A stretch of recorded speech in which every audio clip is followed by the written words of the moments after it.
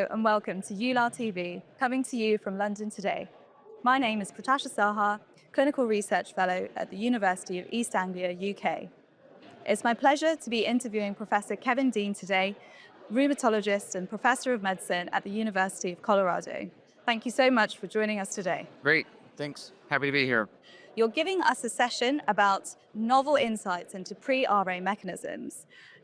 In regards to this area, what would you say have been the most exciting developments in the last year? So in the past year, there's been several publications following blood-based studies in people who wind up going on to getting rheumatoid arthritis that have shown us some interesting cellular phenomenon, T cell, B cell reactivity, autoantibody expansions.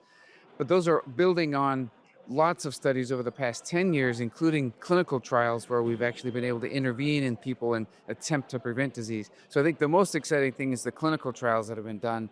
It's getting better that we're evolving to understand the mechanisms better. I think the next exciting level will be taking what we're learning in the past year as well as in the past decade and putting forward a next round of prevention trials where we actually use this information to actually change how we treat and prevent rheumatoid arthritis. Absolutely.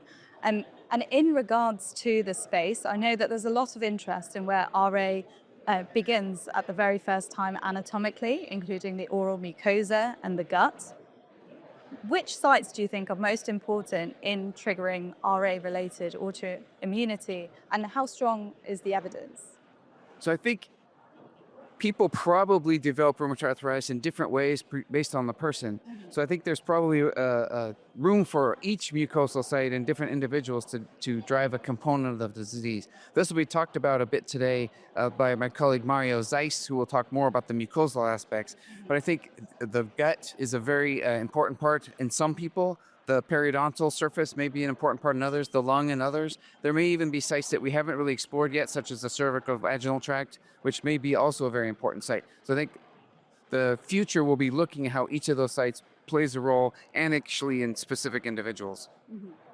And lastly, with these preventative trials, as you've mentioned, developing and advancing in the future, how do you think we ought to balance the benefit of treating patients early enough to improve outcomes versus treating patients that may never go on to develop RA? Yeah, that's a great question. A few layers to that. One, we should understand the mechanisms well enough that we understand who will truly move on to get rheumatoid arthritis, so it is worthwhile intervening in that person. So that'll optimally balance the risk versus benefit.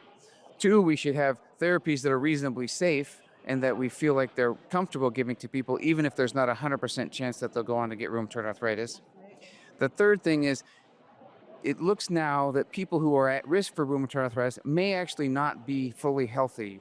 They may not have full-blown rheumatoid arthritis that we would diagnose in clinic and say, aha, you have swollen joints of rheumatoid arthritis, you need methotrexate, for example. But they may have fatigue, aches and pains, other phenomena that are actually very important. And defining that, I think, will also change the game and how we approach these folks. Because if we could treat you as a rheumatoid arthritis-related condition, perhaps without arthritis, I think that would also change. That's absolutely fantastic insights this morning at ULAR. Thank you so much for joining us today. And thank you to everyone watching. Keep tuning in to ULAR TV.